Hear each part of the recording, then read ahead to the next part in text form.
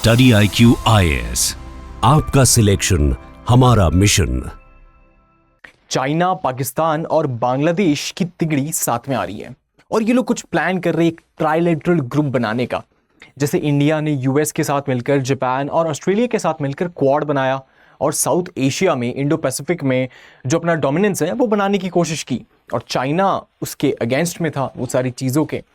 तो उसी चीज़ को काउंटर करने के लिए और इंडिया का जो एक नेबरहुड पॉलिसी है, जो सागर डॉक्ट्रिन है, इन सब को काउंटर करने के लिए और चाइना का खुद का इन्फ्लुएंस इंडो पैसिफिक में बढ़ाने के लिए चाइना बांग्लादेश के साथ में और पाकिस्तान के साथ में मिलकर एक ट्राइलेटरल ग्रुप बना रहा है और कुछ वॉइड है उसको भरने की कोशिश कर रहा है। तो ये किस तरीके से हो रहा है उसके नुआंसेस को हम समझेंगे। अगर आप ध्यान दें तो एक ब्लॉग जिसको प्रपोज किया गया है, ये कुछ ऑफिशियल्स हैं जो चाइना के, पाकिस्तान के, बांग्लादेश के, ये मिलते हैं कुनमिंग में मिलते हैं। कुनमिंग आप देखेंगे चाइना है ये, मतलब ये रीजन आप देखेंगे चाइना का, तो यहाँ पर कुनमिंग जो कि म्यांमार से एकदम नॉर्थ ईस्ट में है, यहाँ पर इनकी मुलाकात होती है और ये रीजनल ग्रुपिंग की जो पॉसिबिलिटी है उसको एक्सप्लोर करने की बात करते हैं। वहाँ पे ये लोग बात करते हैं कि हम तीन तो साथ आएंगे और इवेंचुअली श्रीलंका, मालदीव्स और अफगानिस्तान को भी साथ में जोड़ा जा सकता है। अब ये सारे इंडिया के लिए बहुत इंपॉर्टेंट कंट्रीज हैं, इंडिया के नेबर्स है। तो इंडिया का जो नेबरहुड फर्स्ट पॉलिसी है, एक्ट ईस्ट पॉलिसी है, सारी चीज़ों को कहीं ना कहीं ये काउंटर करता है और ये दिक्कत पहुंचाता है। तो ये जो चाइना करने की कोशिश कर रहा है ये इसीलिए सफल होता हुआ देखने को मिल रहा है, या फिर ये जो कोशिश में आगे इसलिए बढ़ रहा है क्योंकि इंडिया के अंदर इंटरनली हम देखेंगे हमारा जो सार्क था जिसके थ्रू हमने एक डोमिनेंस बनाया था, या जो हमारा बिम्स्टेक है उसमें कुछ कमजोरी है। वो क्या है उसके बारे में भी बात करेंगे। तो अगर हम समझे इसको तो आप देखेंगे कि जैसे सार्क है ना, South Asian Association for Regional Cooperation, SAARC की अगर बात करें तो इसको रिप्लेस करने की कोशिश की जा रही है और सार्क के जो कंट्रीज है ये चाइना के साथ कनेक्ट कर जाएंगे। मतलब इंडिया के पास जो कंट्रीज थे सारे उनके हाथ से फिसल जाएंगे। ये चीज़ हो सकता है क्योंकि सार्क खुद ही इनएक्टिव है, तो कंट्रीज एक जगह देख रहे हैं कि कहाँ जाकर उनके साथ कनेक्ट करे, ट्रेड करे, ये सारी चीज़ें। क्योंकि सार्क में आप देखेंगे कि बिना इंडिया के ऑपरेट नहीं कर सकता क्योंकि यूनानिमस डिसीजन होता है, उसमें कंसेंसस बेस्ड मैकेनिज्म पे होता है। अगर 7 लोग कह देंगे कि निर्णय लेना है लेकिन इंडिया उसमें वीटो कर दे तो नहीं हो पाएगा। तो ये चीज़ था। सिमिलरली पाकिस्तान भी कभी कभी वीटो कर देता था और टेररिज्म की बात ही नहीं होती थी। जब टेररिज्म की बात नहीं होगी तो इंडिया कैसे पार्ट रह सकता है, सार्क को कैसे फंक्शनल बना के रख सकता है, ये बहुत कंसर्निंग चीज़ है। और सार्क डिफंक्ट हो गया, हमने उसको बॉयकॉट कर दिया 2016 के अंदर, क्योंकि जो उरी अटैक हुआ था और जो टेररिज्म था ये सारी एकदम पीक पे थे और उस समय भी उस पर कोई एक्शन नहीं लिया जाता था। और ये सारे जो कंसर्न थे उसकी वजह से हमने कहा कि यार टेररिज्म और ट्रेड दोनों साथ में नहीं चल सकते हैं, आपको एक को बंद करना पड़ेगा, आपको टेररिज्म को बंद करना पड़ेगा। अगर वो नहीं होगा तो ट्रेड आगे नहीं बढ़ेगा। तो ये चीज़ था और पाकिस्तान की तरफ से भी कुछ बॉयकॉट और ये सारी चीज़ें होती थी और उसकी वजह से ये आगे नहीं बढ़ पाया था सार्क। तो अब सार्क आगे नहीं बढ़ पाया था तो उसके बाद हम देखते हैं कि ये इंडिया उसका बहुत इंपॉर्टेंट पार्ट था। अगर आप बिम्स्टेक की बात करें, सार्क की बात करें, दोनों में इंडिया 70% उस ग्रुप के जीडीपी का कॉन्ट्रीब्यूट करता है।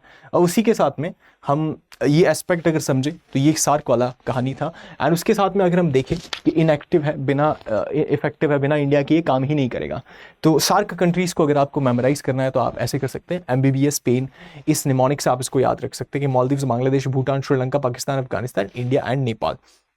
तो ऐसे ही आपको याद हो जाएंगे ये सारे कंट्रीज हैं यहाँ पे। चाइना इसका पार्ट नहीं है सार्क का, इंडिया और उसके नेबर्स हमको देखने को मिल रहे हैं। अब ये जो कंट्रीज हैं इसमें पाकिस्तान इशू क्रिएट कर रहा था तो उसकी वजह से ये फंक्शन ही नहीं कर पा रहा था पूरी तरीके से। तो जब ये फंक्शन नहीं कर पा रहा है तो एक दूसरा ग्रुप है जो यहाँ पे ऐसे समझ लीजिए ये वाला, दैट इज बिम्स्टेक है ना। उसके भी कंट्रीज देखेंगे हम कौन कौन से हैं। तो बिम्स्टेक ग्रुप है, तो इंडिया का पूरा जो शिफ्ट है अब यहाँ पे आ गया है। अब इसके साथ साथ में चाइना क्या कोशिश कर रहा है, चाइना कोशिश कर रहा है कि यहाँ से पाकिस्तान को उठाओ, यहाँ से बांग्लादेश को उठाओ और एक डेविल ट्राइंगल बनाने की कोशिश कर रहा है। अब ये बनाएंगे और उसके बाद में श्रीलंका हो गया, मालदीव्स हो गया, बांग्लादेश हो, मतलब इनको धीरे धीरे कर इसका पार्ट बना देंगे और इंडिया को पूरी तरीके से एनसर्कल करने की कोशिश की जा रही है। इसके क्या नुआंसेस है, फर्दर नुआंसेस को हम समझेंगे जो भी चीज़ है, और चाइना कैसे अपने फुटप्रिंट साउथ एशिया में एस्टैब्लिश करने की कोशिश कर रहा है उसके बारे में जानेंगे। उससे पहले आप मैड लाइफ स्टडी IQ को टेलीग्राम या फिर इंस्टाग्राम पे ज्वाइन कर सकते हैं, जहाँ पे आपको एक्सप्लेनर, स्ट्रैटेजी और यूपीएससी के जो वैल्यू एडेड मटेरियल है मेंस के लिए, वो सारी चीज़ें आप अवेल कर सकते हैं। तो यहाँ से स्कैन करके भी ज्वाइन कर सकते हैं, और ये वाइल्ड लाइफ स्टडी IQ से भी आप ज्वाइन कर सकते हैं। उसी के साथ में कहानी में कंटिन्यू करते हैं। अगर उसको देखें कि इंडिया को क्यों एक्सक्लूड किया जा रहा है, why India is not part of this trilateral जो चाइना, पाकिस्तान और बांग्लादेश बना रहे हैं, तो उसमें समझ में आता है कि सार्क पैरालिसिस है, कि सार्क काम नहीं कर रहा है। सार्क काम नहीं कर रहा है तो पाकिस्तान भी बहुत बार उसको वीटो कर देता था, एंड देयर आफ्टर पाकिस्तान इसको ऐसे देखता है सार्क को कि ये ऑब्सोलेट है, काम नहीं कर रहा, फंक्शन नहीं कर रहा है, और बिना इंडिया के डोमिनेंस के वो कुछ किसी ग्रुप का पार्ट होना चाहता है। पाकिस्तान चाहता है कि मैं एक अच्छे बड़े ग्रुप का पार्ट हूँ जहाँ पे इंडिया ना हो, उसका दबदबा ना हो, और वो ग्रुप चाइना उसे दे सकता है। तो इसीलिए ट्राइलेटरल में तीनों कंट्रीज़ एक अच्छा ग्राउंड देख रहे हैं जहाँ पे ये एस्टैब्लिश करने की कोशिश कर रहे हैं। तो चाइना, पाकिस्तान और बांग्लादेश को पोच करने की कोशिश कर रहा है सो दैट ये ग्रुप एस्टैब्लिश हो पाए। फर्दर इसके नुआंसेस को दूसरी बात से देखें तो जो BRI है, belt and road initiative China का 2013 में आया था, जिसके तहत पूरे विश्व में जितने भी कोशिश हो पाए उनके नेटवर्क्स वगैरह उनको एस्टैब्लिश करने हैं, राइट। रोड नेटवर्क्स है, रेलवे नेटवर्क्स है, ये सारा चाइना को जो अपना एक्सपेंशन है इंफ्रास्ट्रक्चर के कॉन्टेक्स्ट में और इकोनॉमी को बूस्ट करने के कॉन्टेक्स्ट में, ट्रेड और कनेक्टिविटी के कॉन्टेक्स्ट में, ये सारी चीज़ पे फोकस करता है BRI। और पर्टिकुलरली अगर आप BRI को देखेंगे तो $1 ट्रिलियन का निवेश होने वाला था इसमें। उसमें से $62 बिलियन का जो निवेश है ये CPEC में होने वाला था, मतलब चाइना पाकिस्तान इकोनॉमिक कॉरिडोर। अब BRI का एक पार्ट CPEC है जो पाकिस्तान में निवेश करता है। अब उसको अगर देखें तो पूरे BRI का 5%, बहुत बड़ा अमाउंट है, वो पाकिस्तान में निवेश होने वाला है, और इस तरीके से हो भी रहा है। तो ये चीज़ हमको समझ में आती है, तो ये बहुत बड़ा अमाउंट है, राइट। तो चाइना का जो पाकिस्तान पे भरोसा है, डिस्पाइट उनकी बहुत अनस्टेबल गवर्नमेंट और ये सारी चीज़ें, डिस्पाइट दैट, और अब जो पाकिस्तान के साथ साथ अफगानिस्तान पे जो भरोसा एस्टैब्लिश होगा, उसी के साथ में बांग्लादेश के साथ में जो इनके रिलेशंस डीपन हो रहे हैं, स्पेशली आफ्टर जो चीफ एडवाइज़र हैं मोहम्मद यूनुस इंटरिम गवर्नमेंट के, वो आए। तो ये सारी चीज़ें जब हो रही है, उसके बावजूद उसके बाद में ये कंसर्निंग हो जाता है कि कैसे उनके रिश्ते डेवलप होने वाले हैं। अगर इसको आगे समझें तो इंफ्रास्ट्रक्चर, कनेक्टिविटी और ट्रेड कॉरिडोर्स, इन सब के तहत ये अपने जो पार्टनर्स हैं इनको बाइंड करने की कोशिश करेगा चाइना, इन सबको साथ में लाने की कोशिश करेगा। अगर आप इनके BRI नेटवर्क्स को देखेंगे तो यू विल फाइंड कि ये यहाँ से CPEC इनका कॉरिडोर है, देन आफ्टर यहाँ से इंडिया को एनसर्कलमेंट करने की कोशिश करते हैं, एंड ये one belt and one road initiative across the globe हमको देखने को मिलता है। चाइना का उस तरीके से प्रेजेंस है। फर्दर तीसरी बात से अगर उसको देखें तो जो लीडरशिप में बदलाव आया, मोहम्मद यूनुस जब से पावर में आए 8 अगस्त 2024 को, वहाँ से जो चीफ एडवाइज़र है इंटरिम गवर्नमेंट के, वहाँ से इनके पावर में आने से हम देख रहे हैं कि बांग्लादेश का जो रुझान है वो चाइना की तरफ ज़्यादा हुआ है, एंड इसकी वजह से हम समझते हैं कि एक चाइनीज़ और पाकिस्तानी जो एंगेजमेंट है बांग्लादेश में, ये इसकी वजह से बढ़ते हुए देखने को मिल रहा है। तो नेचुरली पाकिस्तान, बांग्लादेश और चाइना इंक्लाइंड है एक दूसरे की तरफ, क्योंकि सिचुएशन इतने फ्रूशन में आ गई है, सारी चीज़ें इस तरीके से प्ले कर रही है, एंड उसी की वजह से ये कुछ स्ट्रैटेजी खेल रहे हैं जिससे इंडिया को एनसर्कल किया जा सकता है। अब ये स्ट्रैटेजी क्या है, इसको समझने की कोशिश करते हैं हम। अगर इस पर ध्यान दें तो ट्राइलेटरल ग्रुपिंग ये बनाएंगे जहाँ पे ये जो फ्लैंक स्टेट्स है, जिसमें हम अफगानिस्तान और इसकी बात करते हैं, तो ये जो डेविल ट्रायंगल बन रहा है जहाँ पे अफगानिस्तान और पाकिस्तान और बांग्लादेश, ये जो ट्रायंगल बन रहा है, इसको बहुत ज़्यादा मजबूत करने की कोशिश करेंगे। सिलीगुड़ी कॉरिडोर उसके नज़दीक है, जो कि इंडिया के नॉर्थ ईस्ट के लिए लाइफलाइन है, उसको कहीं ना कहीं ब्रेक करने की कोशिश करेंगे। और ये इतना डेंजरस इसलिए भी है क्योंकि BRI पूरा डेट पे बेस्ड है, डेट देना है उस तरीके से, और डेट ट्रैप डिप्लोमेसी होता है उनका। इसके साथ साथ में ये यहाँ पे सार्क को बहुत ज़्यादा कमज़ोर हो जाता है, तो इंडिया लेड ऑर्गेनाइजेशन कमज़ोर हो रहा है और चाइनीज़ लेड ऑर्गेनाइजेशन या जो ग्रुपिंग है वो मजबूत होगा। फिर बात आती है कि यार इंडिया लेड जो हम कह रहे हैं कि इसको अंडरमाइन करेगा, जैसे हमारा बिम्स्टेक है, हमारा BBIN है, जो सार्क है उसी के अंडर BBIN था, जिसमें भूटान, बांग्लादेश, इंडिया और नेपाल, इनके बीच में 2015 में मोटर व्हीकल एग्रीमेंट हुआ था, जिसमें भूटान का पार्लियामेंट उसे रेटिफाई नहीं करता है, और फिर ये तीन, बांग्लादेश, इंडिया और नेपाल, इसको कंटिन्यू कर रहे हैं और ये IBN के फॉर्मेट में चल रहा है। अब उसमें हम देखते हैं कि पीपल और गुड्स के रिस्पेक्ट में ये सारी कनेक्टिविटी का एस्टैब्लिशमेंट करना था। इलेक्ट्रिसिटी है, इंडिया नेट एनर्जी एक्सपोर्टर बनने का जो सपना देखता है, वो सारी चीज़ें, और ये फ्रूशन इसको कंप्लीट भी कर रहा है।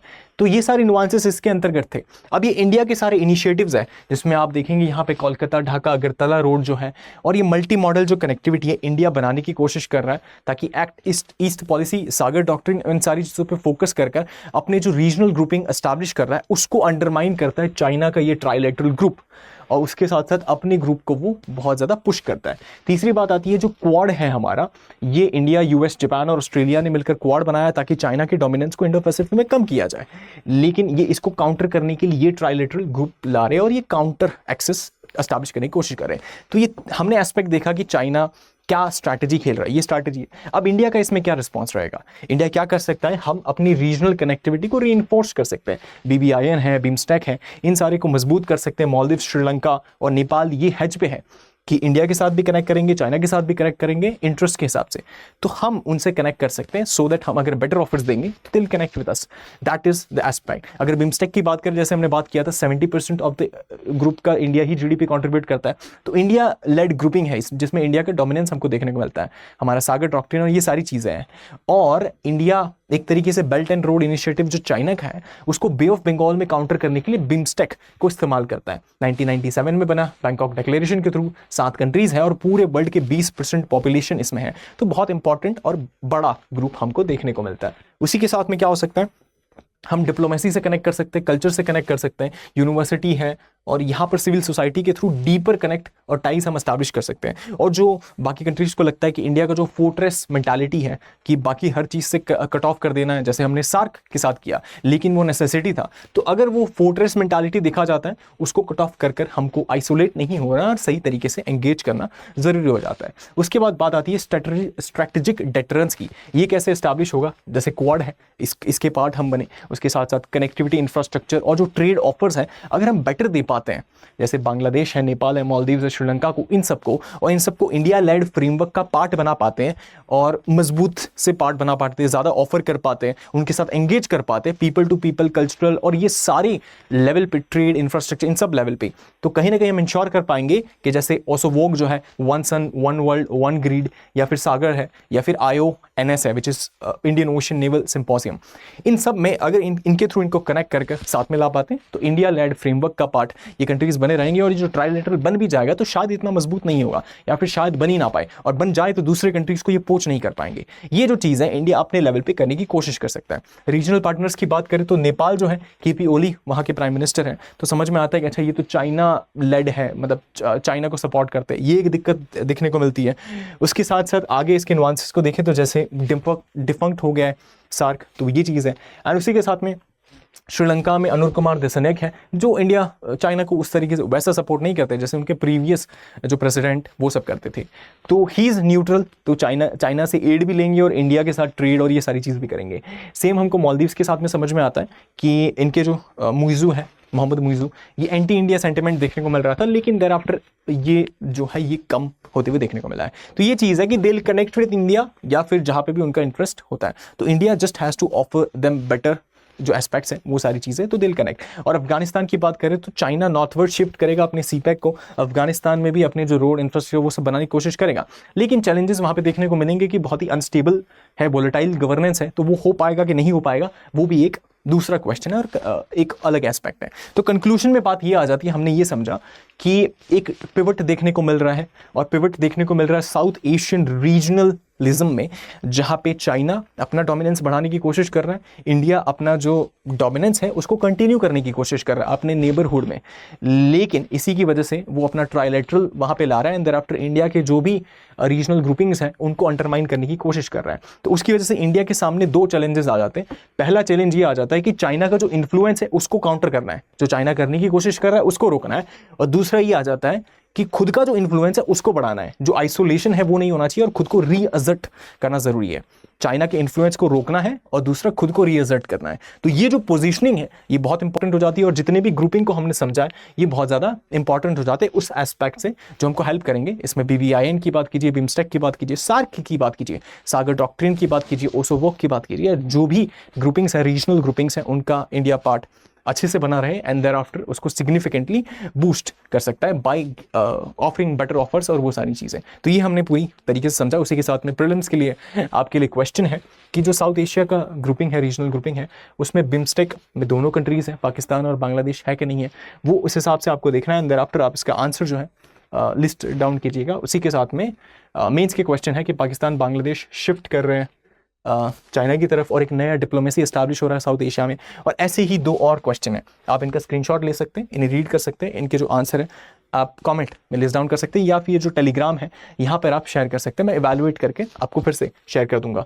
तो ये टेलीग्राम या इंस्टाग्राम को आप ज्वाइन कर सकते हैं, यहाँ से कनेक्ट कर सकते हैं। एंड देयर आफ्टर अगर आपने जस्ट 12th फिनिश किया, फर्स्ट ईयर ऑफ ग्रेजुएशन में जस्ट आए हो या आने वाले हो, तो स्टडी IQ आरएम को आप ज्वाइन कर सकते हैं, जहां पर आपको जानने को मिलेगा कि कैसे 3 ईयर में 2028 में यूपीएससी का एग्जाम देना है, तो कैसे 25, 26, 27, 28 में कैसे पढ़ाई करना है, कौन सी चीज़ों को कवर करना है, बीए डिग्री बेस्ट है कि नहीं है, कौन सा ऑप्शनल चुनना है, और बहुत सारे लोग क्यों फील करते हैं यूपीएससी को, उसी के साथ में क्या सिलेबस ही क्यों आपको आईएएस बनाएगा, क्यों इतना इंपॉर्टेंट है, इन सारे नुआंसेस को कवर किया जाएगा। तो 2028 का अगर आपका सपना है यूपीएससी को क्रैक करने का, तो आप स्टडी IQ आरएम को यूट्यूब जो चैनल है वहाँ पे आप ज्वाइन कर सकते हैं, वहाँ पे सारे नुआंसेस शेयर किए जाएंगे।